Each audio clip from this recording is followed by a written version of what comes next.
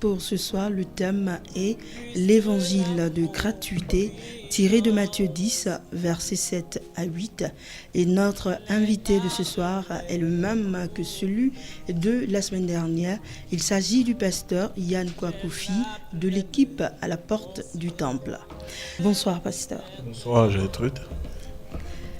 C'est une habitude à Parole de Vie, c'est une émission consacrée à l'enseignement de Dieu, mais on ne pourrait pas faire une émission consacrée à Dieu sans consacrer nous-mêmes ces 2 heures d'antenne à Dieu, raison pour laquelle je demande toujours, est-ce qu'on commence cette émission en prière pour que Dieu, qui est le maître de toutes choses, puisse nous conduire pendant ces 2 heures. Ok. Seigneur, merci pour ta fidélité. Nous te remettons ce temps d'antenne qui est pour ta gloire.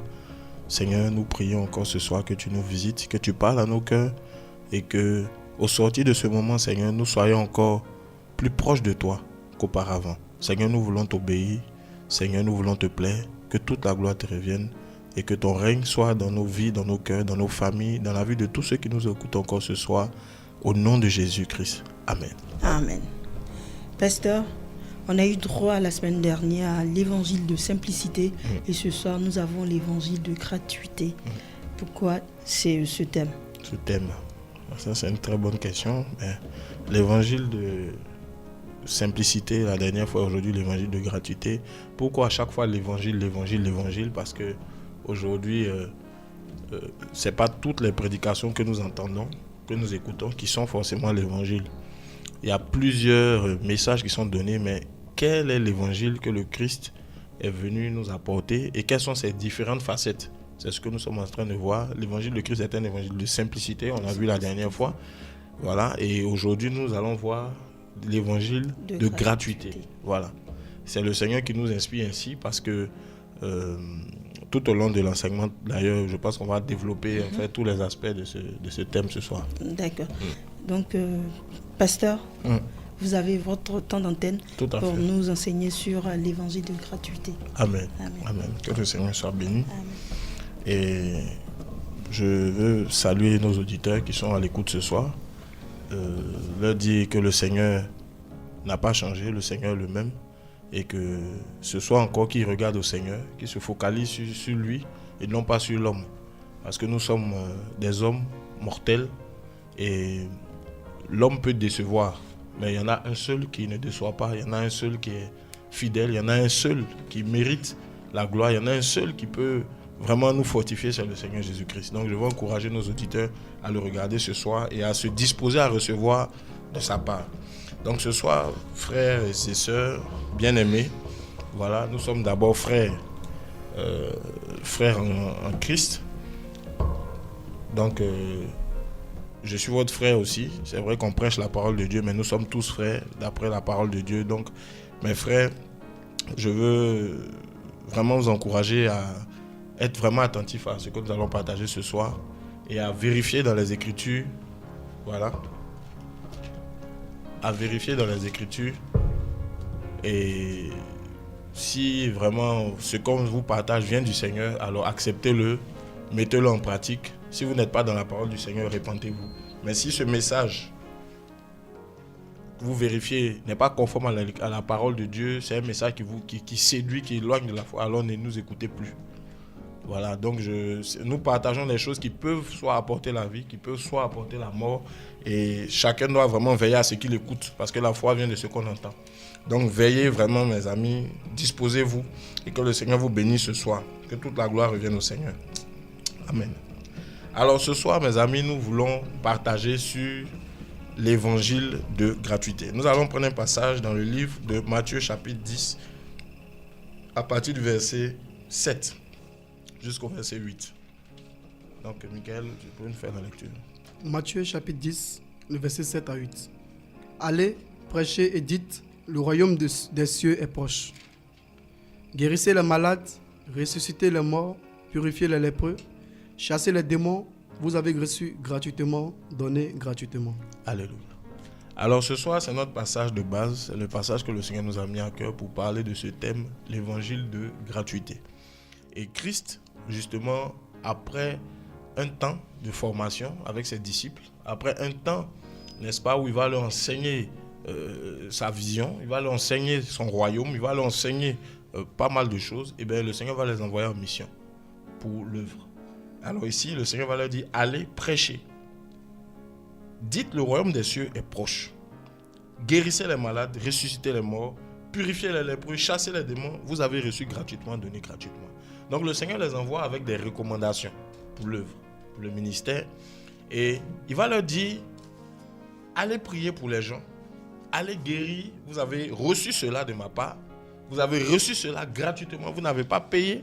Vous n'avez pas dépensé quoi que ce soit pour pouvoir avoir toutes ces grâces-là. Le fait de chasser les démons, c'est gratuitement que vous l'avez reçu. Le fait de prêcher, c'est gratuitement que vous avez reçu la capacité de prêcher. Le fait, n'est-ce pas, de purifier les lépreux, tout ça, voilà, de ressusciter les morts. Donc, vous avez reçu gratuitement. Donc, il faut que vous le donniez aussi gratuitement. C'est-à-dire, ne faites pas payer ceux pour qui vous allez prier, ne faites pas payer ceux pour qui vous allez enseigner, vous allez prêcher. Donc, il les envoie avec ces recommandations-là. Et ils sont partis et ils ont fait ainsi. Aucun disciple du Seigneur n'a prêché l'évangile moyennant quelque chose. Aucun disciple du Seigneur, à l'époque, bien sûr, les apôtres, n'a annoncé l'évangile, n'a prié pour quelqu'un en exigeant de lui prendre de l'argent. Parce que l'évangile doit être payé ou tout ça. Non. Ils l'ont fait gratuitement parce que le Seigneur leur a donné cette recommandation. Alors, ce qui nous pousse ce soir à aborder ce thème, c'est que nous avons constaté que de nos jours, l'évangile n'est plus gratuit. Ben, l'évangile est payant. L'évangile maintenant se monnaie. C'est-à-dire que les gens vont vous prêcher la parole moyennant quelque chose. Les gens vont prier pour vous moyennant quelque chose. Les gens vont chasser les démons pour vous, prier pour votre guérison moyennant quelque chose. Et l'évangile n'est plus gratuit. On ne voit plus la gratuité de l'évangile. On voit plutôt maintenant un évangile qui est payant. Un évangile, n'est-ce pas, qu'on peut monnayer contre de l'argent. Voilà, et ça n'a rien de biblique en fait. Le véritable évangile du Christ, le véritable évangile du Seigneur, la prédication véritable, elle est gratuite. La parole de Dieu, on ne peut pas l'acheter. Vous voyez? Et c'est ce que le Seigneur disait à ses apôtres, à ses disciples. Allez, faites cela gratuitement. Donc ce soir, mes frères, on veut quand même aussi casser cet évangile qui vient nous dire qu'il faut payer tout ça, alors que le Seigneur a bien dit qu'il faut prêcher la parole, il faut guérir les malades gratuitement. Ce soir, peut-être que tu ne le savais pas. Je vais t'informer. Peut-être que tu ne savais pas. Peut-être que tu as entendu, mais tu ne réalisais pas. L'évangile du Christ est gratuit. Les prières sont gratuites. Les délivrances sont gratuites. C'est ce que la Bible enseigne. Donc, mes amis, il y a un problème aujourd'hui dans nos églises, dans notre milieu chrétien. Et même pour tous ceux qui se disent envoyés du Seigneur et qui prennent l'argent avec les gens. Le Seigneur n'a jamais envoyé quelqu'un pour prendre de l'argent avec quelqu'un. Faire payer pour être béni, faire payer pour recevoir la prière, la guérison, des choses comme ça. Ça ne vient pas de Jésus. Et si ça ne vient pas de Jésus, j'ose croire que vous savez de qui ça vient. Ça ne vient pas du Seigneur. Le Seigneur a envoyé les gens gratuitement sur la base de ce passage. Vous voyez?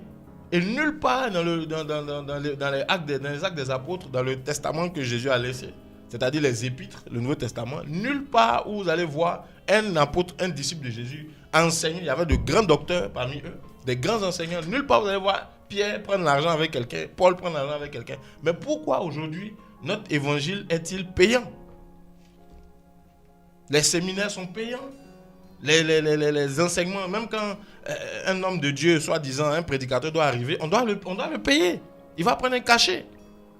C'est payant. Pour se déplacer, il prend 2 millions. Il prend 3 millions. Pour qu'il se déplace simplement derrière, il faut payer quelque chose. Vous voyez? On doit lui payer ceci, on doit lui payer son hôtel, on doit lui payer ceci, payer cela. Vous voyez un peu? L'évangile qu'on nous prêche aujourd'hui, mes amis, est un évangile tronqué, un évangile falsifié. Ce n'est pas l'évangile que Christ a prêché, a donné à ses apôtres. Il a dit d'aller gratuitement. Et quand on prend la parole de Dieu, nous sommes maintenant dans le livre de 1 Corinthiens, chapitre 9. Frères, ce soir, ne m'en voulez pas, mais nous voulons revenir à la parole de Dieu. Peut-être que ce message va déranger ou choquer quelques personnes, mais mes amis, nous sommes dans un temps où nous devons revenir à la parole de Dieu, à la simplicité de la parole de Dieu, à la gratuité de la parole de Dieu. La parole de Dieu est gratuite. Nous sommes dans 1 Corinthiens chapitre 9 Nous allons lire à partir du verset 11. 1 Corinthiens chapitre 9, à partir du verset 11. On va lire même à partir du verset 9. Verset 9. Ouais. Car il est écrit dans la loi de Moïse, tu ne muselleras point le bœuf quand il foule le grain. Dieu se met-il en peine des bœufs? Ou parle-t-il uniquement à cause de nous? Oui, c'est à cause de nous qu'il a été écrit que celui qui laboure doit labourer avec espérance. Et celui qui foule le grain foulé avec l'espérance d'y avoir part. Si nous avons sémé parmi vous les biens spirituels, est-ce une grosse affaire si nous moissonnons vos biens temporels? Si d'autres jouissent de ce droit sur vous, n'est-ce pas plutôt à nous d'en jouir? Mais nous n'avons point usé de ce droit, au contraire, nous souffrons tout afin de ne pas créer d'obstacle à l'évangile de Christ. Ne savez-vous pas que ceux qui remplissent les fonctions sacrées sont nourris par le temple, que ceux qui servent à l'autel ont part à l'autel? De même aussi, le Seigneur a ordonné à ceux qui annoncent l'évangile de vivre de l'évangile. Pour moi, je n'ai usé d'aucun de ces droits, et ce n'est pas afin de les réclamer en ma faveur que j'écris ainsi, car j'aimerais mieux mourir que de me laisser enlever ce sujet de gloire. Si j'annonce l'évangile, ce n'est pas pour moi un sujet de gloire, car la nécessité m'en est imposée. Et malheur à moi si je n'annonce pas l'évangile. Et si je le fais de bon cœur, j'en ai la récompense. Mais si je le fais malgré moi, c'est une charge qui m'est confiée. Quelle est donc ma récompense? C'est d'offrir gratuitement l'évangile que j'annonce, sans user de mon droit de prédicateur de l'évangile. Amen. Alors ce passage est c'est un des passages préférés de ceux qui vendent, n'est-ce pas, l'évangile, qui prêchent cet évangile payant. Parce qu'ici on nous dit que si nous avons semé, verset 11, des biens spirituels, est-ce une grosse affaire si nous moissonnons vos biens temporels?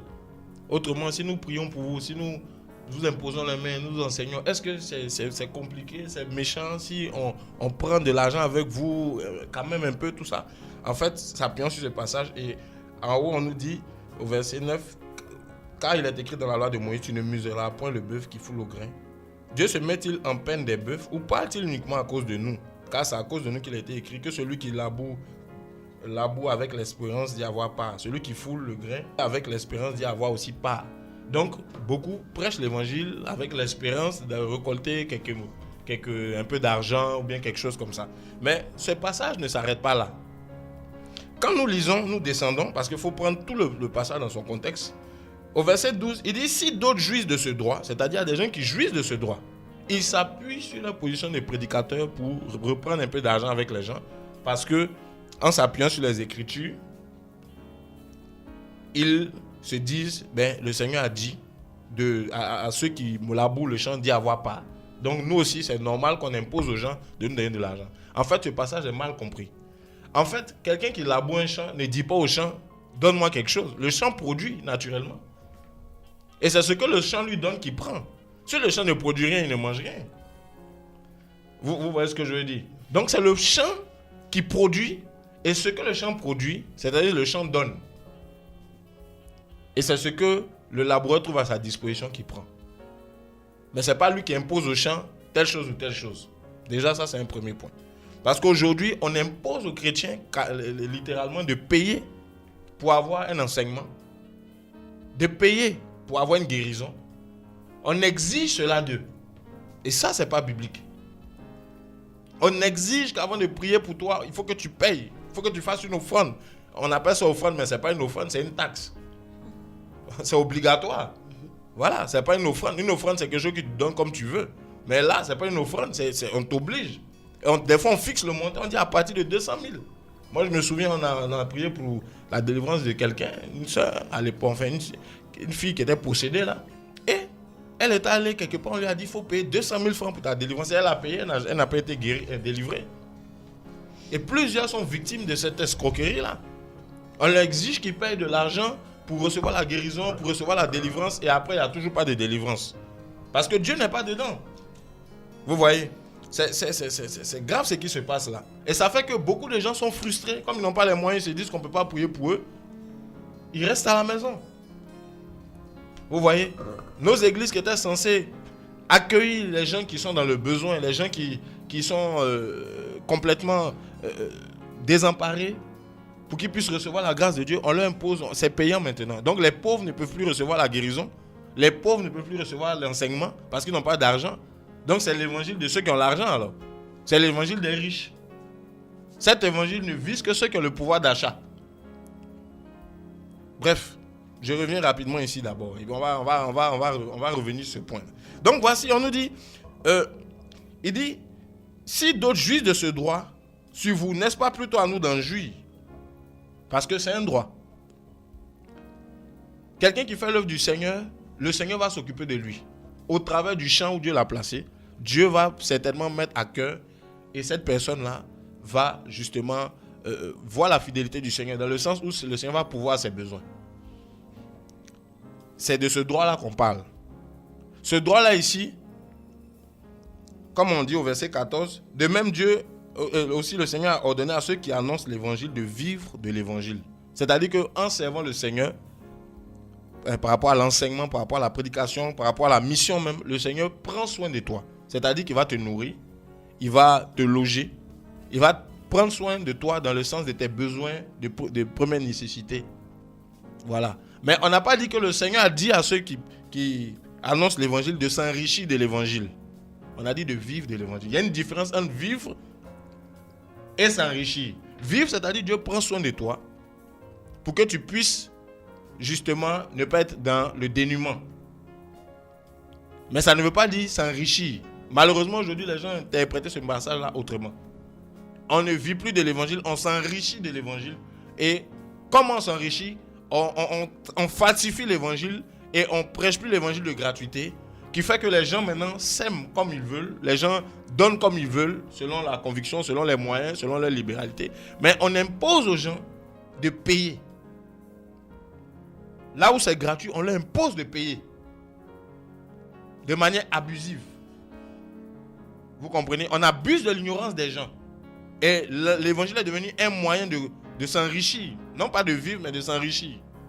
C'est ça que nous voulons dénoncer ce soir, au travers de cet enseignement-là. L'évangile de gratuité est un évangile où tout ce que le Seigneur nous a donné pour pouvoir le servir, c'est gratuit. C'est ce que la Bible enseigne. La manière, le chant que Dieu t'a donné, c'est gratuit. Les cantiques que Dieu t'a donné, c'est gratuit. La prédication, l'imposition des mains, l'onction des miracles, les dons prophétiques, de prophétie, dons de révélation, tout ça c'est gratuit. La preuve, on les appelle des dons spirituels, c'est-à-dire que ça t'a été donné. Mais aujourd'hui, on utilise des dons pour faire du commerce dans l'église. Avec un évangile payant. Un évangile qui met l'accent sur l'argent.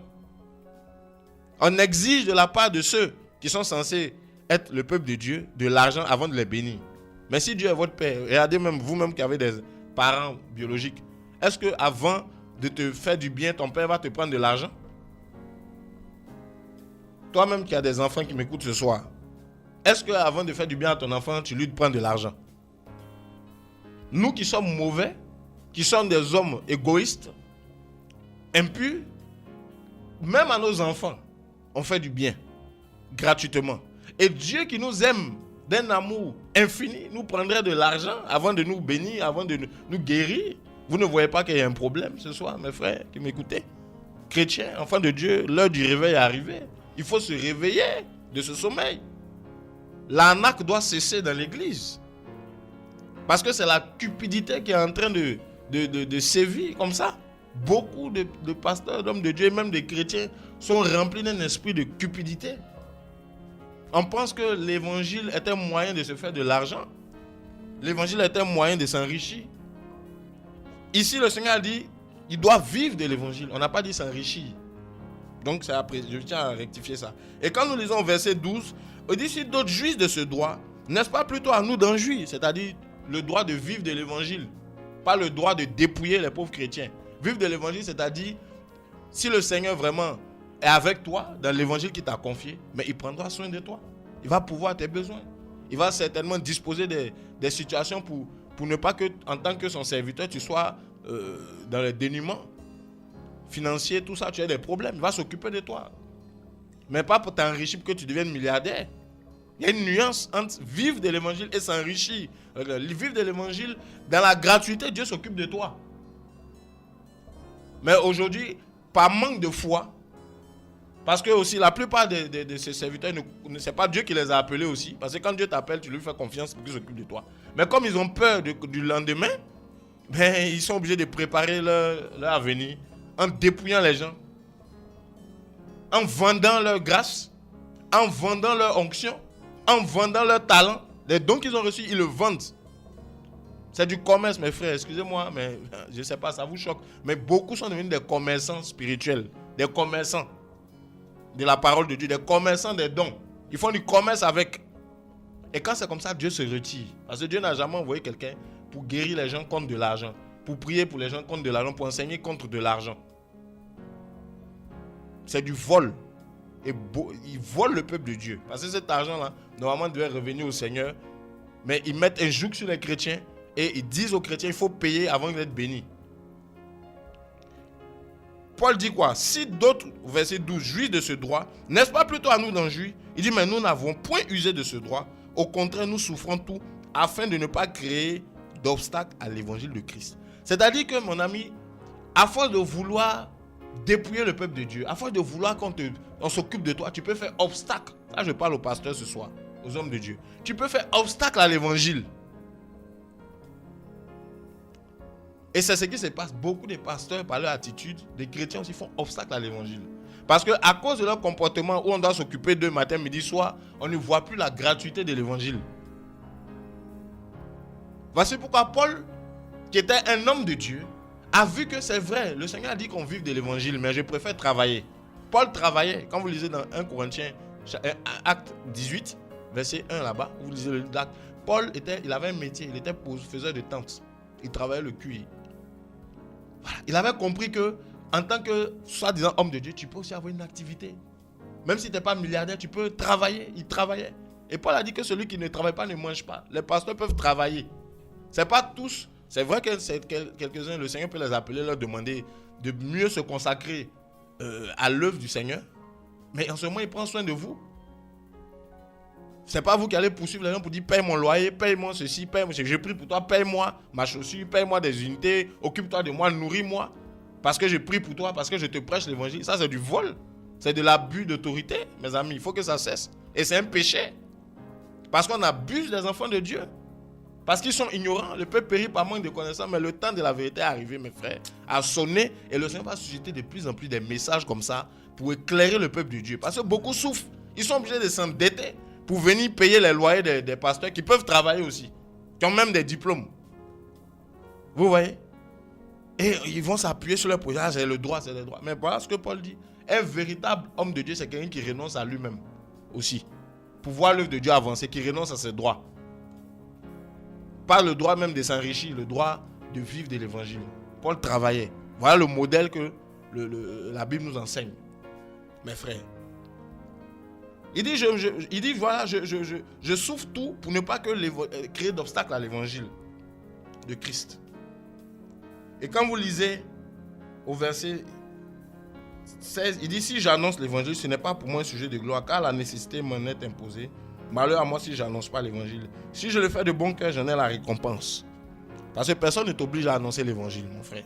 Si c'est dur, personne ne t'oblige à prêcher. Si c'est dur, que tu vois que c'est difficile, ne te mets pas un joug que tu ne peux pas supporter. Beaucoup se disent, hommes de Dieu, maintenant après, ils ne veulent plus compter sur le Seigneur pour s'occuper d'eux. Ils vont vers les gens pour les dépouiller. Ce n'est pas normal. Il faut que ça cesse. Et il faut que ces hommes-là se répandent. Mes amis, l'évangile est gratuit. Paul dit, quand il continue, la Bible nous dit ceci.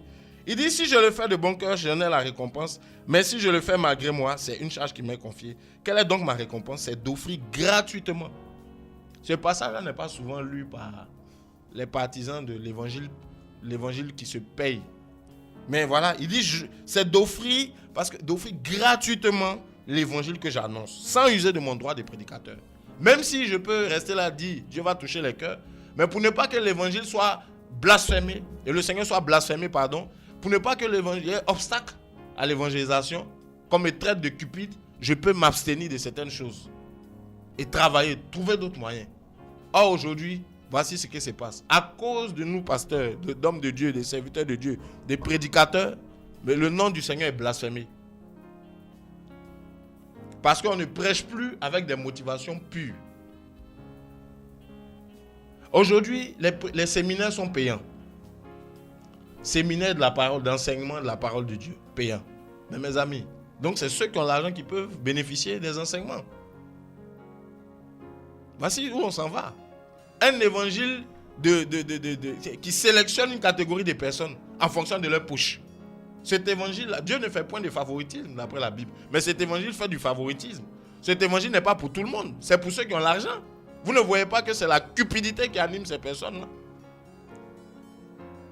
C'est ça le problème.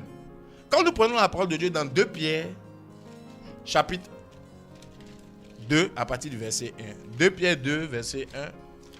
On nous dit ceci. Rapidement, je vais lire. 2 Pierre, chapitre 2. On nous dit, il y a eu parmi le peuple de faux prophètes, il y aura de même parmi vous de faux docteurs, c'est-à-dire de faux enseignants. Ils introduiront sournoisement des sectes pernicieuses et qui régnant le maître qui les a rachetés attireront sur eux une ruine soudaine. Plusieurs les suivront dans leur dérèglement et la voie de la vérité sera calomniée à cause d'eux. C'est ce qu'on disait tout à l'heure. La voie de la vérité, c'est-à-dire l'évangile, ils vont faire obstacle à l'évangile. La voie de la vérité sera calomniée. Verset 3, par cupidité. Cupidité signifie amour de l'argent. Par cupidité, ils vous exploiteront au moyen des paroles trompeuses. Par cupidité, c'est-à-dire avec le motif de s'enrichir, l'amour de l'argent. Chercher à gagner plus au travers de la parole de Dieu. Chercher à gagner plus au travers de leurs enseignements. Chercher à gagner plus d'argent. L'avidité, l'esprit d'avidité. Ils ne sont jamais rassasiés. Ils veulent toujours plus. C'est comme vous allez voir nos pasteurs d'aujourd'hui. Ils ne sont pas pauvres. Ils ne sont pas dans le dénuement, mais ils veulent toujours plus d'argent. Pendant qu'il y en a qui ne mangent pas à côté d'eux, il y a des vrais pauvres, des vrais orphelins autour d'eux. Ils veulent les choses pour eux. Les offrandes pour eux, tout ça pour eux. Ils ne veulent que... C'est un esprit de cupidité, d'avidité. L'avidité, c'est quelqu'un qui n'est jamais satisfait du matériel. Il veut toujours. C'est motivé aussi par la convoitise. Vous voyez ce qui se passe? Et c'est ça qui est la motivation. Ils enseignent en fonction de cette cupidité-là pour vous soutirer de l'argent. Voici pourquoi on vous dit que les séminaires sont payants. On vous dit que les conseils chrétiens sont payants. Pourtant, les gens ont reçu ça gratuitement. Ce n'est pas normal. C'est pour ça qu'on vous dit que les CD qui peuvent vraiment aider les gens, les enseignements, ça sont payants. Tout est payant maintenant dans l'église. Vous ne voyez pas cela? La gratuité a disparu. L'église est devenue quelque chose, une entreprise. Tout est payant et tout s'achète. Voilà. Le pasteur, on doit le payer. Ben, il faut que je paye le groupe de louanges. Il faut payer. Tout le monde veut de l'argent maintenant. Dès que tu fais un petit truc, on doit te payer un salaire. Est-ce que c'est le Seigneur qui t'envoie quand c'est comme ça? Est-ce que c'est le Seigneur qui envoie ses pasteurs, qui envoie ses chantres, soi-disant, qui envoie ces personnes qui se disent serviteurs de Dieu, toujours en train de réclamer de l'argent? Je ne dis pas qu'on n'a pas besoin de moyens pour faire l'œuvre de Dieu, mais je dis que Dieu va pouvoir. Et ce n'est pas à nous d'exiger aux gens qui payent avant de prêcher. C'est comme dans les hôpitaux. Aujourd'hui, vous allez dans les hôpitaux, des fois, avant d'opérer les gens, on dit qu'ils payent d'abord. C'est pas vrai? C'est ça. On dit avant de te soigner, il faut payer. Là, il n'y a pas l'amour de Dieu là-bas. Hein? C'est l'argent, c'est le cash. Ils font du business. Mais dans l'église, c'est pareil aujourd'hui. Avant qu'on prie pour toi, il faut payer. Avant qu'on te révèle ce que Dieu a dit sur ta vie, il faut payer d'abord. Avant qu'on t'enseigne, paye. C'est du commerce. Et ce n'est pas l'évangile de Jésus. Ça, c'est l'évangile du diable. Ça vient de l'enfer directement. Parce que ça n'amène pas les gens au ciel. Ça crée des frustrations chez ceux qui n'ont pas l'argent. Ça envoie la division dans l'église. Vous voyez? Et ça fragilise le peuple de Dieu. Ça amène le mauvais témoignage chez les hommes de Dieu, chez les pasteurs et chez tous ceux. Parce qu'aujourd'hui, à cause de l'argent, il y a des divisions, il y a des scandales comme pas possible dans l'église. Dans le milieu chrétien. Cet évangile de corruption, cet évangile payant. Jésus a dit allez gratuitement. Et la Bible nous dit dans Romains 6, verset 23, le salaire du péché, c'est la mort, mais le don gratuit de Dieu, c'est la vie éternelle en Jésus. Le mot gratuit revient trop souvent dans la Bible. Le don gratuit, c'est gratuit. Tous les dons que Dieu nous donne sont gratuits. C'est des dons. Un don, c'est quelque chose qui n'est pas payant. Le don, c'est quelque chose qui est offert gratuitement. Don spirituel, c'est gratuit. Don par rapport à la prédication, c'est gratuit. Vie éternelle, c'est gratuit. Les bénédictions sont des dons. Dieu nous a donné. Dieu nous donne. Et la Bible dit dans Jacques chapitre 1, le verset 17. Vas-y.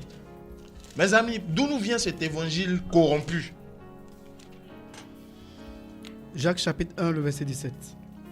Toute grâce excelle et tout don parfait descend d'en haut, du Père des Lumières, chez lequel il n'y a ni changement ni ombre de variation. Toute grâce excellente vient du Père de Lumière.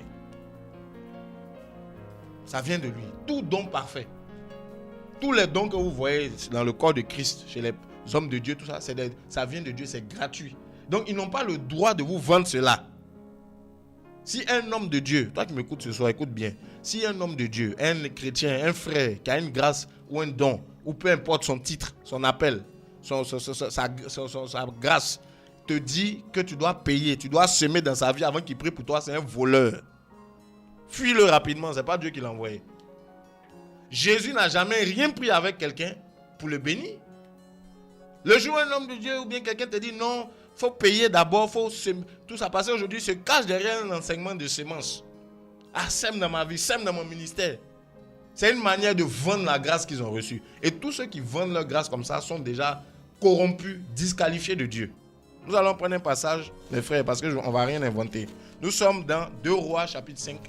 Ce passage nous parle d'un prophète, le prophète Élie, en son temps qui va justement se retrouver devant une situation où on va envoyer un général atteint de la lèpre, un général de l'armée syrienne. Donc, ce général va arriver en Israël pour chercher la guérison. Ayant entendu parler d'Élie, qui était un prophète de Dieu, qui était un homme de Dieu, comme beaucoup d'hommes de Dieu aujourd'hui, alors il vient avec beaucoup d'argent, beaucoup de présents, beaucoup de cadeaux, parce qu'il se dit, pour pouvoir recevoir la guérison, il faut que je paye. Parce que c'est un homme qui ne connaît pas Dieu. Donc pour lui, dans le monde, tout est business. Donc dans les choses de Dieu aussi, c'est le business. C'est comme ça que beaucoup de gens viennent au Seigneur. Ils viennent avec la mentalité de Naaman le Syrien. La grâce de Dieu est payante, parce que dans le monde, rien n'est gratuit, tout se paye. Donc on vient avec ça. Et il arrive, c'est l'homme de Dieu qui doit l'éclairer. C'est le serviteur de Dieu qui doit l'éclairer. Et donc il vient, nous allons lire ce qui s'est passé. Il est arrivé là-bas, Naaman. On va lire à partir du verset 8. 2 Rois chapitre 5 à partir du verset 8. Lorsqu'Élisée, homme de Dieu, apprit que le roi d'Israël avait déchiré ses vêtements, il envoya dire au roi, « Pourquoi as-tu déchiré tes vêtements? Laisse-le venir à moi, et il saura qu'il y a un prophète en Israël. » Naaman vint avec ses chevaux et son chat, et il s'arrêta à la porte de la maison d'Élisée. Élisée lui fit dire par un messager, « Va et lave-toi 7 fois dans le Jourdain, ta chair deviendra saine et tu seras pur. » Naaman fut irrité et il s'en alla, en disant, « Voici, je me disais, il sortira vers moi, il se présentera lui-même, il invoquera le nom de l'Éternel son Dieu, il agitera sa main sur la place et guérira le lépreux. Les fleuves de Damas, l'Abana et le Papar ne valent-ils pas mieux que toutes les eaux d'Israël? Ne pourrais-je pas m'y laver et devenir pur? » Et il s'en retournait et partait avec fureur. Mais ses serviteurs s'approchèrent pour lui parler et il dit, « Mon père, si le prophète t'eût demandé quelque chose de difficile, ne l'aurais-tu pas fait? Combien plus dois-tu faire ce qu'il t'a dit? Lave-toi et tu seras pur. » Il descendit alors et se plongea 7 fois dans le Jourdain, selon la parole de l'homme de Dieu, et sa chair redevint comme la chair d'un jeune enfant, et il fut pur. Naaman retourna vers l'homme de Dieu avec toute sa suite. Lorsqu'il fut arrivé, il se présenta devant lui et dit, « Voici, je reconnais qu'il n'y a point de Dieu sur toute la terre, si ce n'est en Israël. Et maintenant, accepte, je te prie, un présent de la part de ton serviteur. » Élisée répondit, « L'Éternel dont je suis le serviteur est vivant. Je n'accepterai pas. » Naaman le pressa d'accepter, mais il y refusa. Amen, on s'arrête là. Donc, voici un peu la situation. Naaman, un païen, arrive pour la guérison. C'est ce qui se passe dans nos communautés, dans l'église. Les gens qui ne connaissent pas Dieu entendent parler de la grâce de Dieu. Ils arrivent dans une communauté, ils vont vers un serviteur de Dieu ou un homme de Dieu ou un frère qui a la grâce de Dieu pour chercher une guérison par rapport à leur situation. Ça peut être la lèpre. La lèpre peut représenter le mariage, les blocages, comme on entend souvent, déblocages financiers, tout ça. La lèpre peut représenter un voyage. Tu es bloqué, tu dois voyager, des choses comme ça. Quelque chose qui fait du bien à ta chair en tout cas. Voilà. Et une situation qui est bloquée, ça peut être le péché même tout simplement. Ça peut être une maladie, ça peut être beaucoup de choses cette lèpre. Alors il vient et il va demander à rencontrer le prophète Élisée. Élisée ne sort même pas pour le recevoir déjà. Parce que Élisée n'est pas impressionné par son argent. Mais nos hommes de Dieu d'aujourd'hui, quand tu as un peu d'argent, ils te déplient le tapis, ils te déroulent le tapis rouge pour toi. Parce qu'ils doivent te recevoir avec honneur. Parce qu'ils vont avoir de l'argent. Donc, ils doivent te recevoir. Quand tu viens dans la communauté, on te donne des places devant. Même si on ne te connaît pas. Alors qu'il y en a d'autres qui sont là, on les met derrière parce qu'ils n'ont pas d'argent. C'est comme ça. Donc là, Élisée le laisse dehors. Et Élisée dit, va te tremper 7 fois. Te laver, va te laver. Tu es sale, va te laver. C'est l'image de la sanctification. Lave-toi dans le Jourdain un peu. Purifie-toi, va te laver. Et il était irrité. Il dit, mais... Au verset 11, il dit, voici, je me disais, il sortirait vers moi. Ça, c'est la première des choses. Il allait m'honorer, il allait sortir. Il se présenterait lui-même. Il n'allait pas envoyer quelqu'un. Et puis, il allait invoquer Dieu, son Dieu. Et puis, il allait agiter sa main sur moi. Il allait m'imposer les mains pour me guérir. Parce que beaucoup veulent qu'on les touche. Les gens aiment le sensationnel. Mais ce n'est pas ce qui lui arrive. On lui a dit seulement va. Les choses simples, les gens n'aiment pas. Ils aiment les choses compliquées. Voici pourquoi les serviteurs m'ont dit, mais s'il t'avait demandé quelque chose de bizarre, tu aurais fait. Mais là, il te demande quelque chose de simple. Fais ça et puis on va voir. Les chrétiens, le problème, c'est qu'ils sont devenus, eux-mêmes, ils aiment les choses un peu mystiques, bizarres. Quand on va leur dire, non, tu sais, il faut acheter l'huile d'onction. Achète de l'huile, tu badigeonnes ta maison, ta voiture, tes chaussures, tout ça, tu n'auras plus l'accident. Achète du sel béni. Achète le mouchoir de l'homme de Dieu. Achète, il est venu avec de l'eau du Jourdain. On a prié dessus. Badigeonne ton enfant, il va guérir. Ils aiment des trucs comme ça. Ils ne réalisent pas qu'eux-mêmes, ils ont la foi que s'ils prient Dieu, Dieu entend les prières de ses enfants. Mais ils veulent qu'on leur donne des méthodologies. Tiens ce livre de prières. Tu récites la première page 4 fois vers minuit. La 7e page, tu récites 2 fois à 2h du matin. Et puis le matin, tu essaies de voir la dernière page là. Il y a un truc là, tu récites ça. C'est ce qu'ils préfèrent les chrétiens. Ils aiment qu'on fasse tout pour eux, mais ils ne veulent pas avoir une relation avec le Seigneur.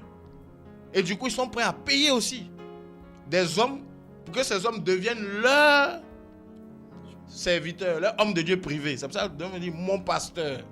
Moi, j'ai mon pasteur. Dans la Bible, moi, je ne vois pas quelqu'un qui dit mon pasteur. Il y a le pasteur. Il est pour l'église. Mais il n'est pas pour toi. Mais comme tu le payes, il devient ton pasteur. C'est ça. C'est cet évangile payant là que nous dénonçons ce soir. Donc, il ne voulait pas la simplicité. Il voulait qu'on lui impose les mains. Et combien aujourd'hui parmi nous, on aime ça, l'imposition des mains. On ne veut pas prier, on n'a pas la foi que Dieu peut agir simplement. Et bien évidemment, à cause de cet esprit-là, les gens maintenant exploitent notre ignorance des choses du Seigneur pour nous vendre de l'huile, des bouteilles d'huile. Il y a des gens qui font du commerce d'huile. Les gadgets spirituels qu'on vend dans les églises, là, ça ne vient pas de Dieu. On vend tout. T-shirt, casquette, visière, jogging de l'église, tout ça. Il y a tout maintenant. Pagne de l'anniversaire. On vend tout. C'est grave ce qui se passe. Mes amis, ce soir, là, c'est bien. C'est bon. Si tu écoutes l'émission, c'est dit que tu es tombé au bon moment parce que Dieu va te délivrer. Parce que vous connaîtrez la vérité vous affranchira. On est fatigué de tout ça là.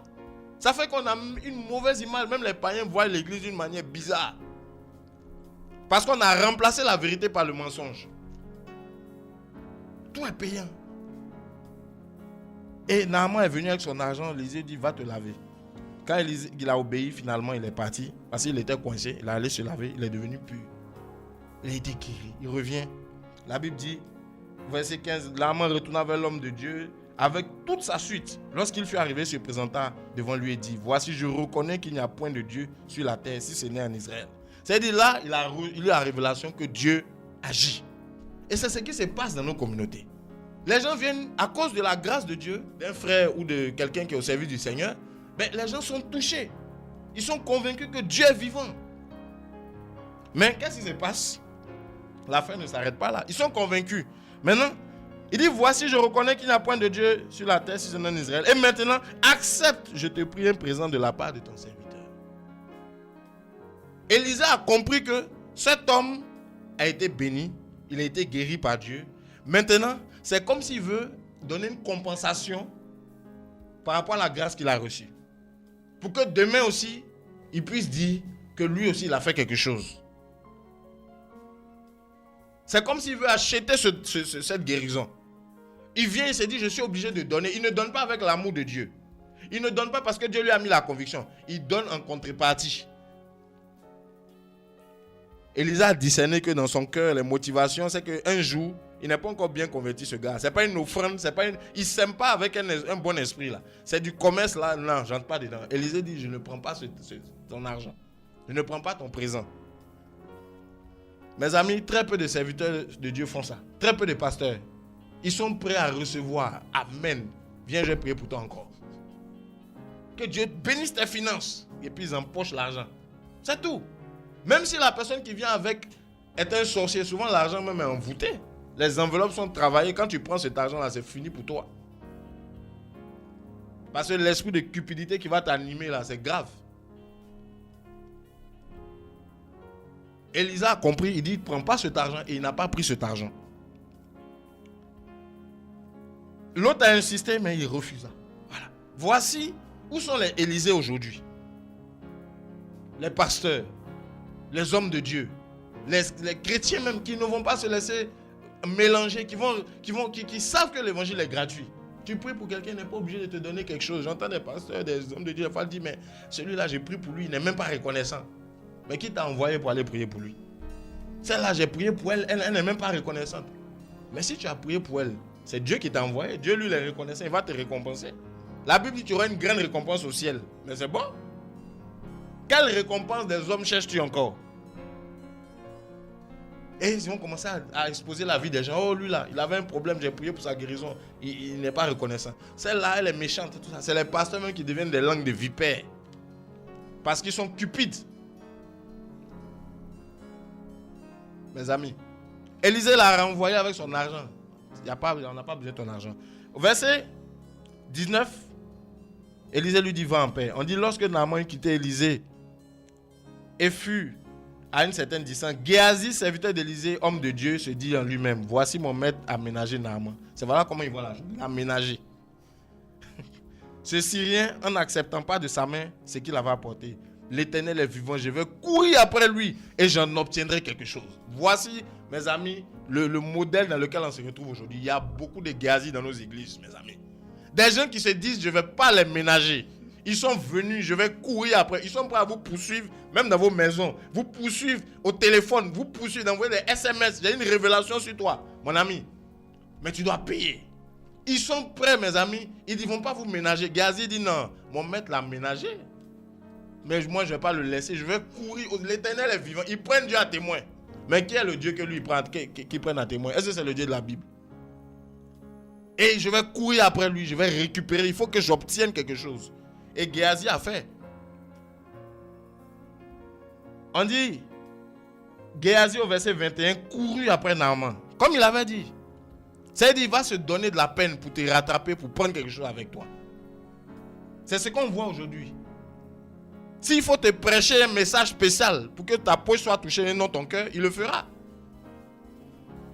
Et c'est ce qu'ils font.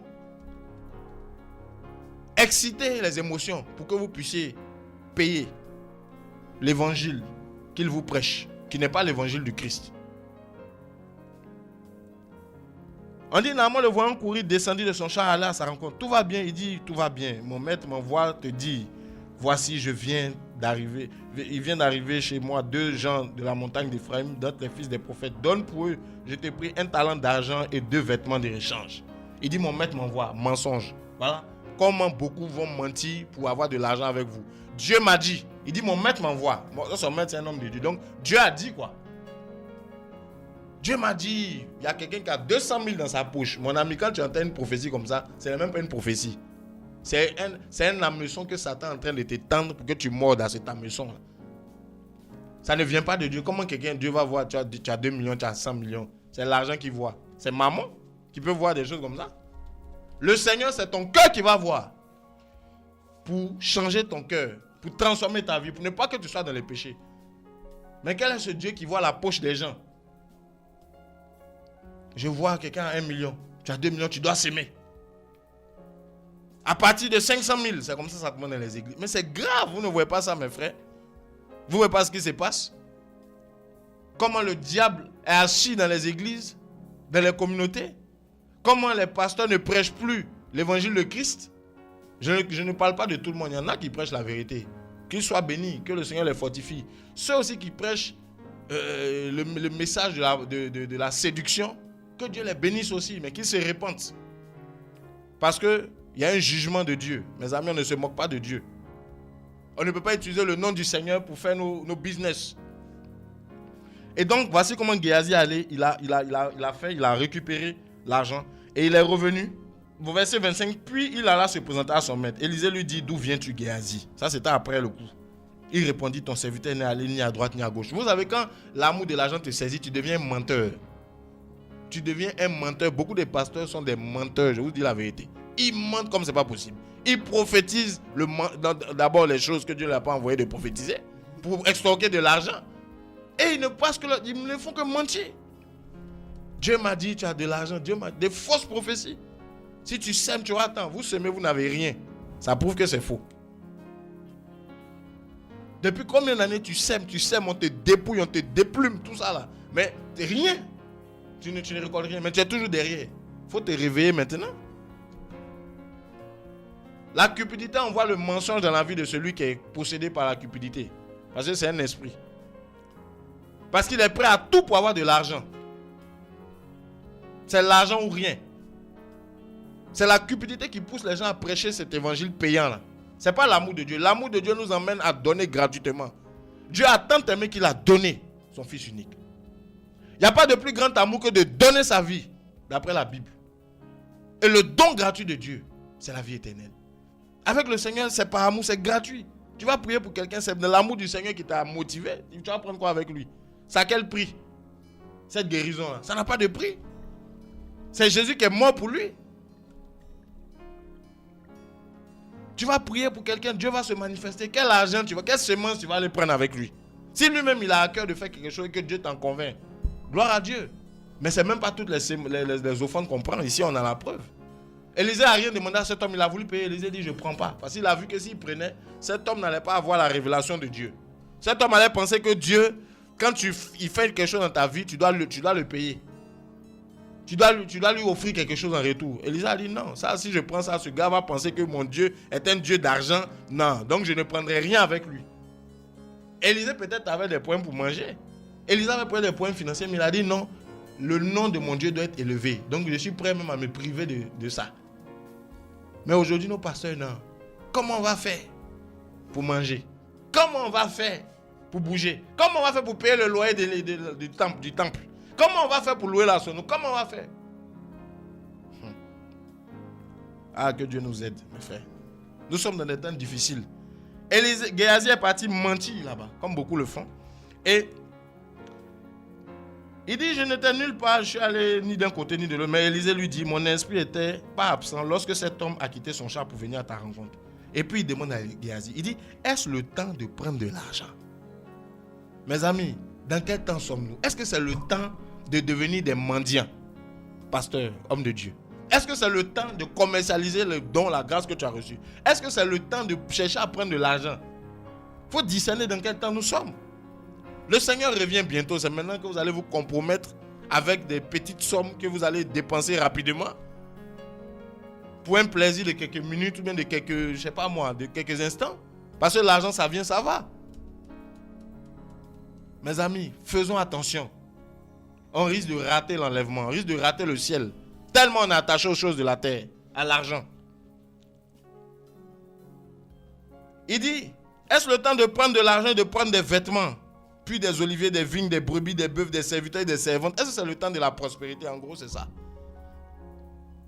Cet évangile où on veut s'enrichir avec la parole de Dieu. On veut s'enrichir. Beaucoup de chrétiens même se disent que s'ils viennent à l'église, c'est pour devenir riches. Parce qu'on va prier pour eux, les affaires vont se débloquer. C'est l'image que les pasteurs renvoient. Donner sa vie à Jésus signifie devenir riche. Donc la première des choses qu'ils vont faire pour vous montrer le chemin, c'est de vendre tout ce qu'ils trouvent à leur possession. De vendre tout ce que Dieu met à leur disposition. Les grâces, les talents, l'onction, on vend tout. Pour vous apprendre à être des businessmen, quoi. Pour vous apprendre à vous enrichir. Eux-mêmes, ils donnent l'exemple. Dès qu'il doit prêcher, tu payes. Ils commercialisent tout. Pour te dire, sois un homme d'affaires. Il y a même un qui a dit, Dieu est un homme d'affaires. L'égarement quand tu nous tiens. Mes amis, voilà. L'homme de Dieu va donner l'exemple. Il vend tout. Pochette, huile d'onction, chaussures, t-shirt à son effigie, kippa. Ils viennent à la kippa, les petits chapeaux, les juifs là. Tout ça on vend. La dernière fois j'ai vu, je ne vais pas citer de nom, rassurez-vous, mais j'ai vu, si j'avais l'occasion je l'aurais fait. Ne vous inquiétez pas. Mais j'ai vu un soi-disant homme de Dieu, il allait en Israël, il revient, il fait une vente aux enchères des articles qu'il allait acheter en Israël.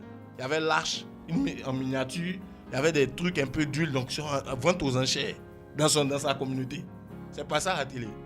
C'est scandaleux. On dit non, c'est pour soutenir. Quel soutien? Vous savez mes frères, donner à Dieu ne signifie pas donner à l'homme de Dieu. Donner à Dieu ne signifie pas donner dans une communauté. Donner à Dieu signifie de faire ce que Dieu te demande de faire avec ton argent. Si Dieu te dit va voir une veuve, donne-lui de l'argent, tu as donné à Dieu. Si Dieu te dit va donner à un pauvre, à un mendiant, tu as donné à Dieu. Donner à Dieu ne signifie pas donner au pasteur. Qui nous enseigne cela?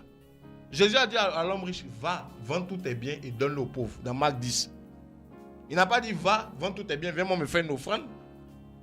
Il dit, va, vends tous tes biens, donne-le aux pauvres. Et puis viens et suis-moi, tu auras une grande récompense dans les cieux, pas sur la terre. Voilà le message du Seigneur. Mais aujourd'hui, on nous dit, non, va, vends ton truc, viens me faire une offrande.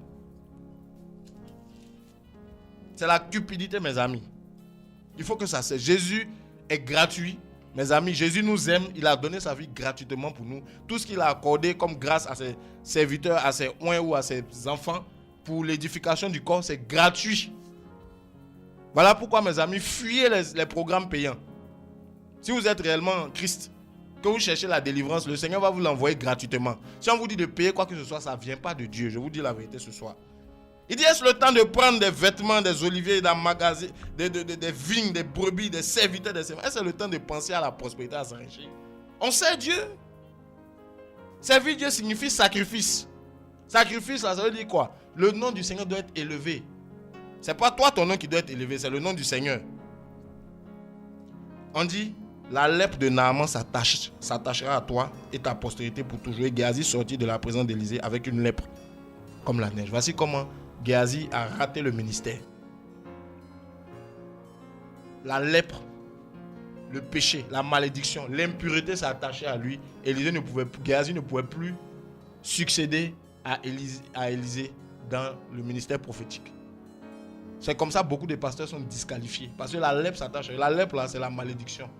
Ceux qui avaient la lèpre, c'est les gens qui étaient disqualifiés de tout. Ils ne pouvaient pas être sacrificateurs. Ils ne pouvaient pas être lévites, entrer de service dans le temple. Et ils étaient mis en quarantaine. La lèpre, c'est l'image de la malédiction, de l'impureté. Et combien de nos pasteurs sont lépreux aujourd'hui, des chrétiens lépreux?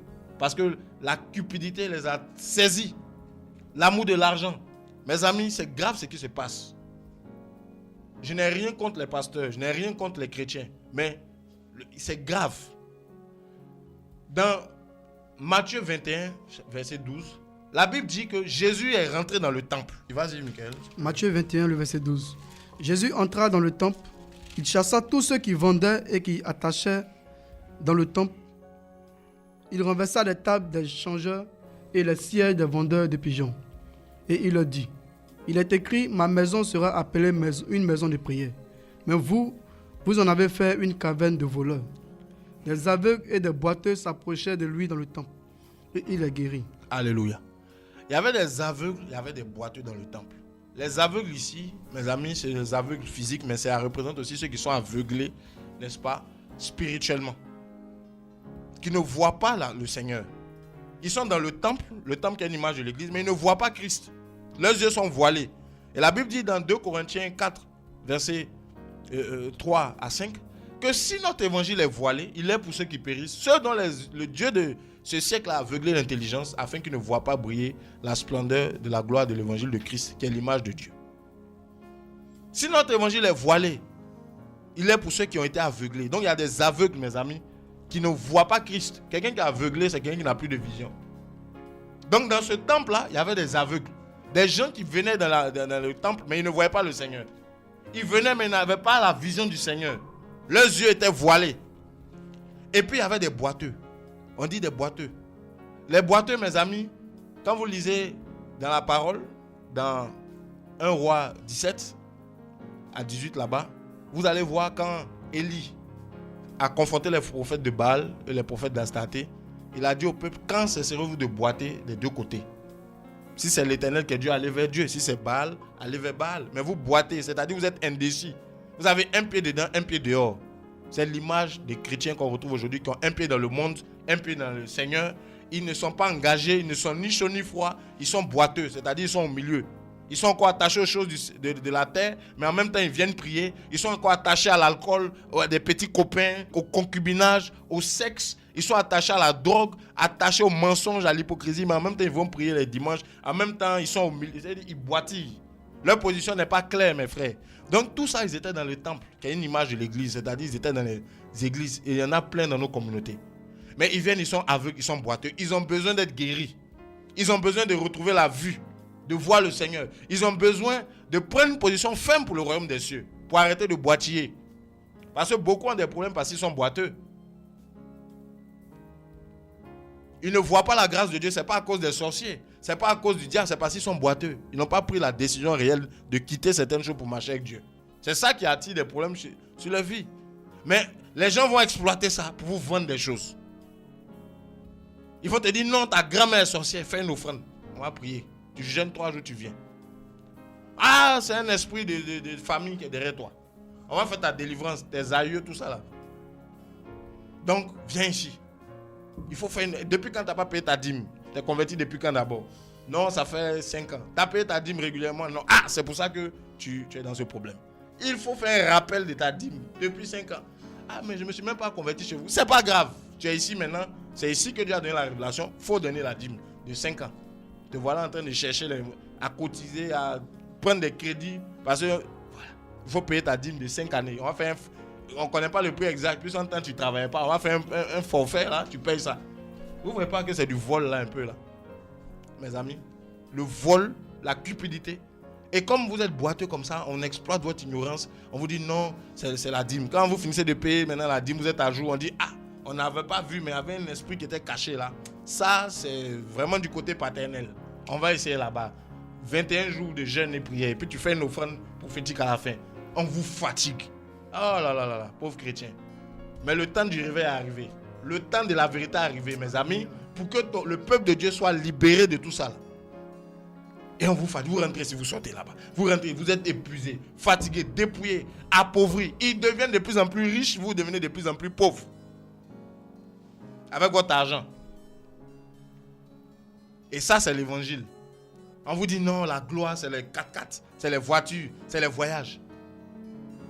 Mes amis, ce n'est pas ça la gloire. La gloire de Dieu, c'est la sainteté.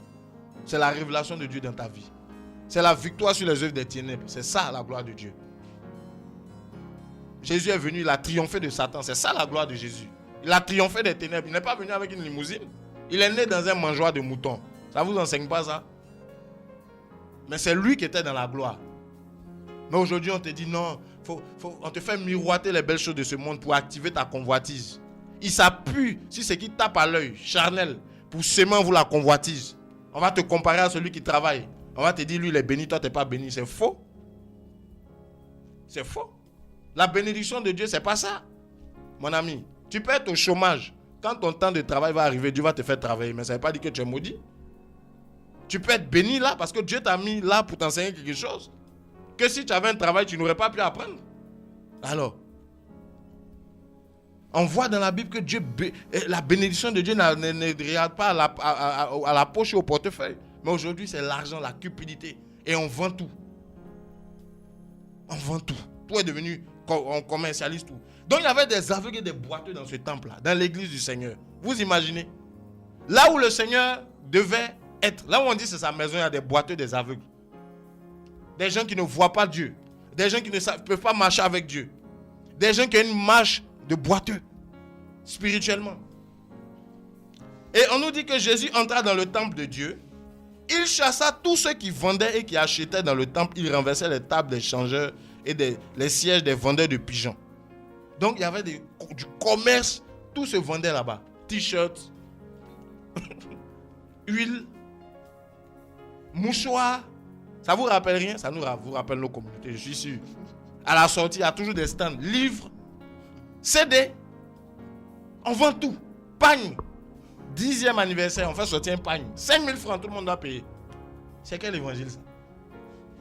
Vous voyez Jésus, au bout de ses 2 ans, 3 ans de ministère sur la terre, il fait la fête. J'ai 3 ans de ministère, on va faire le pagne. On va faire ça à Capernaum là-bas. Vous faites les commandes et on va vous envoyer le pagne. Chacun a son pagne. C'est quel message? C'est la distraction. Tout est bon pour dépouiller les gens. Il y a un nouveau polo qui est sorti. Parce qu'on veut évangéliser. C'est le polo de l'évangélisation. Payant, 7 000.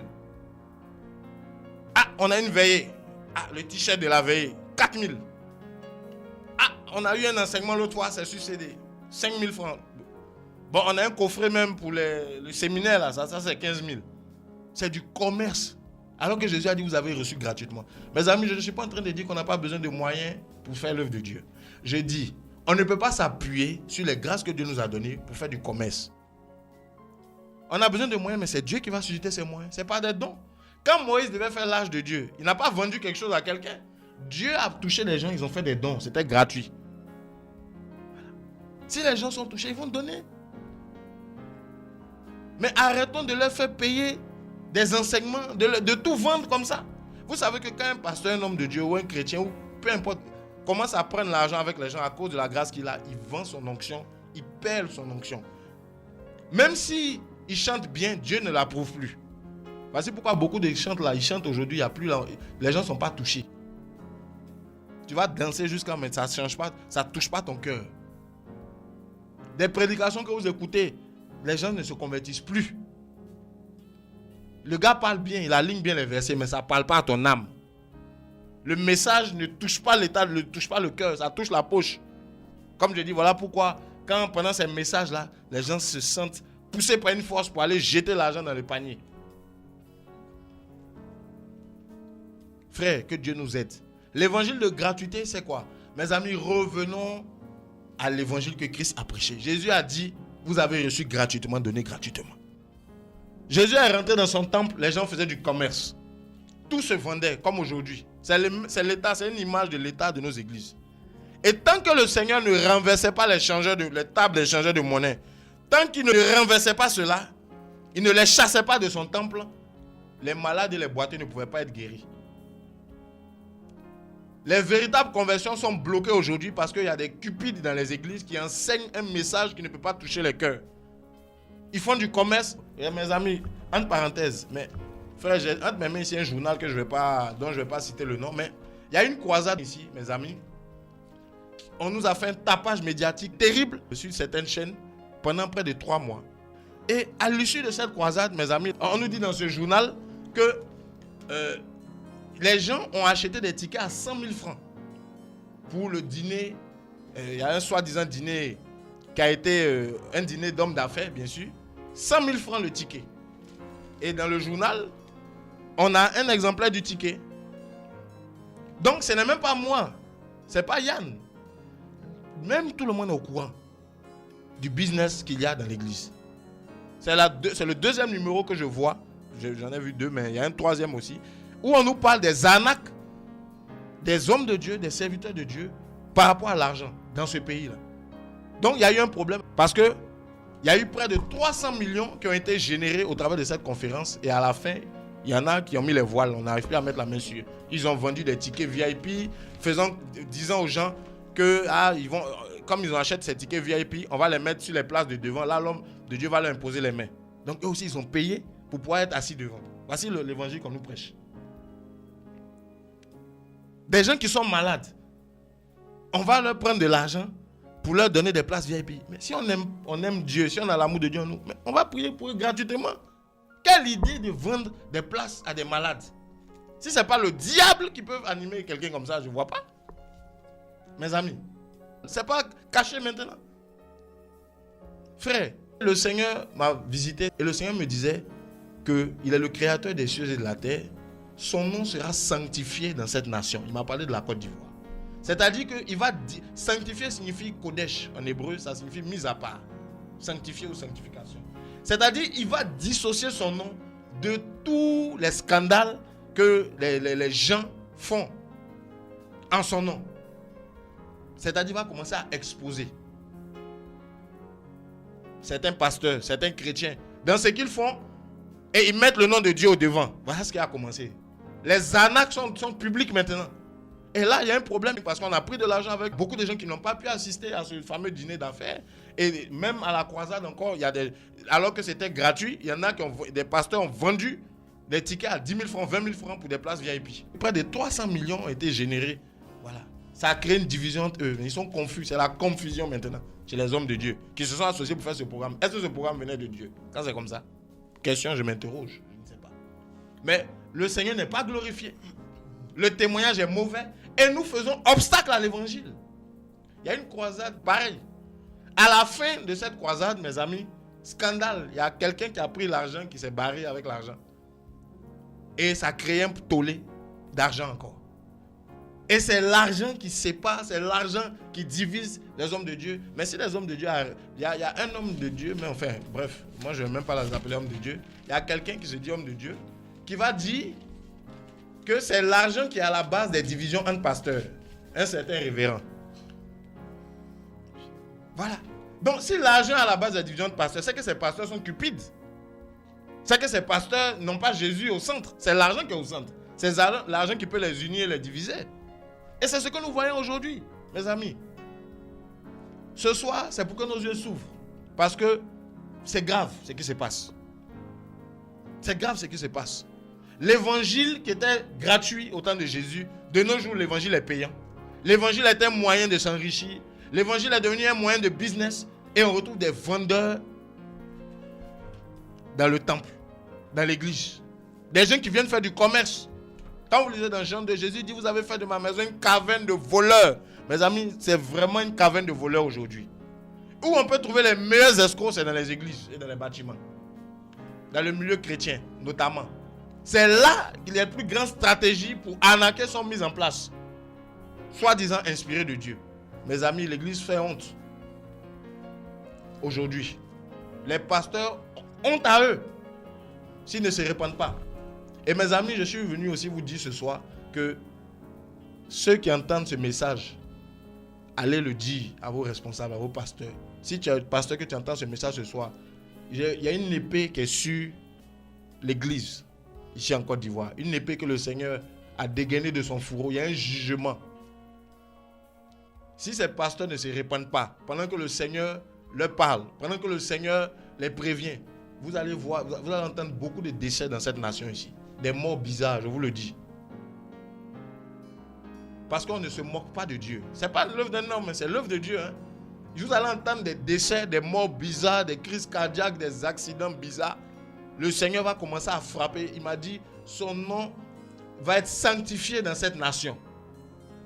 Et Dieu ne ment pas. Son nom va être sanctifié. Comment le Seigneur sanctifie son nom? C'est par le jugement. Lisez Lévitique 10. Nadab et Abihu, les deux fils d'Aaron. Mes amis, c'est par le jugement. Faites attention, hommes de Dieu, soi-disant. Faites attention, chrétiens. Que nos cœurs soient purs devant le Seigneur. Que nos cœurs se répandent devant le Seigneur. L'évangile n'est pas un moyen de se faire de l'argent. L'évangile, c'est pour sauver des âmes. L'évangile, c'est pour annoncer Christ. L'évangile, c'est pour amener le règne de Dieu gratuitement. La bonne nouvelle pour toi ce soir, mon frère, c'est que tu n'as pas besoin de payer pour qu'on prie pour toi. Même si tu es pauvre, on peut prier pour toi. Même si tu n'as rien, on peut prier pour toi. Et toi-même, tu peux prier, Dieu va t'entendre, ma soeur. Même si tu ne travailles pas, Dieu t'a aimé à la croix. Les bénédictions, la guérison, la délivrance, c'est aussi pour toi. Que personne ne te séduise, mon frère et ma soeur. Que personne ne te séduise pour te dire non, comme tu n'as pas l'argent, on ne va pas prier pour toi. Laisse-le avec sa prière, ça ne vient même pas de Dieu. Mais dispose-toi, Dieu va faire quelque chose pour toi. Aujourd'hui, ils exploitent votre ignorance pour prendre de l'argent avec vous. Dieu est en train de les exposer aujourd'hui au travers de ces scandales-là. Et je bénis le Seigneur pour cela. Parce que le peuple de Dieu va être de plus en plus éclairé. Le Seigneur va faire sortir toutes les affaires bizarres qui sont cachées. Le Seigneur va les faire sortir. Parce que son nom est mêlé à des choses bizarres. Dieu va sanctifier son nom. C'est le temps de la sanctification, mes amis. Ce temps-là est déjà là. La parole qui va sortir maintenant, que le Seigneur va susciter, ça c'est une parole comme une épée. Pour trancher, pour séparer, pour délivrer. Alléluia. C'est ça que Dieu veut faire dans ces temps de la fin. Parce que le peuple de Dieu souffre par manque de connaissances. Des pauvres femmes qui économisent un peu d'argent, on les dépouille. Des pauvres gens qui ont un peu d'argent, on prend avec eux. Et le Seigneur n'est pas content. Voici pourquoi ils organisent des grands programmes et c'est toujours des scandales après. Voici pourquoi, mes amis, il n'y a plus de messages pour toucher les cœurs. C'est des messages pour exciter les gens. Et tout tourne autour de l'argent. Tout tourne autour des biens de la terre. Mais ce n'est pas pour ton âme, ce n'est pas pour ton salut. Ce n'est pas pour que toi tu aies une communion avec Dieu. On te dit attache-toi à l'homme de Dieu et puis il va croire en Dieu pour toi. C'est quel message ça? C'est un message de Dieu ça? Mes amis, réveillons-nous. Si tu entends ce message ce soir, réveille-toi. Si tu es emballé par l'évangile payant, où tu pensais que c'est par ton argent que tu payes à l'église que Dieu va te bénir, ça vient du diable, ça ne vient pas de Dieu. Dieu, c'est ton cœur qui l'intéresse. C'est comme ça que Simon le magicien va voir Pierre dans Actes chapitre 8. Il dit, tiens un peu d'argent. Parce que j'ai vu que tu as le don de Dieu avec toi. Quand tu imposes les mains aux gens, ils reçoivent le Saint-Esprit. Il est venu là proposer de l'argent. Actes chapitre 8, à partir du verset 18. Quand Simon a vu l'onction, il a dit non, je vais leur donner une offrande. Là, moi aussi, je vais avoir. Et c'est comme ça que beaucoup de chrétiens vont. Ils pensent qu'on peut acheter l'onction. Ce n'est pas seulement les pasteurs qui ont un problème, même l'église, les chrétiens. Ils veulent acheter Dieu. Ils viennent avec l'argent. Non, prie pour moi. Pierre était un homme de Dieu. Un serviteur, il savait. Il dit que ton argent périsse avec toi. Parce que tu as cru que le don de Dieu pouvait s'acquérir à prix d'argent. Répands-toi parce que tu es d'un fiel amer. Tu es dans les liens de l'iniquité. Tu n'as ni part ni héritage avec nous, dans le Seigneur. Mon ami, quelqu'un qui vient avec son argent pour penser que, pour qu'on prie pour lui, il n'a aucune part dans l'héritage des enfants de Dieu. Ce n'est pas à prix d'or ni à prix d'argent. Mais c'est par le sang de Christ. Alléluia. Mes frères, je vais m'arrêter là ce soir. Le Seigneur nous... C'est vraiment fort ce qui se passe là. Mais nous allons nous arrêter par rapport au temps. Soyez bénis, mes amis. Réveillez-vous. Les jours sont mauvais. Que personne ne vous séduise. L'évangile est gratuit. Jésus a dit, vous avez reçu gratuitement. Donnez gratuitement. Alléluia. Alléluia.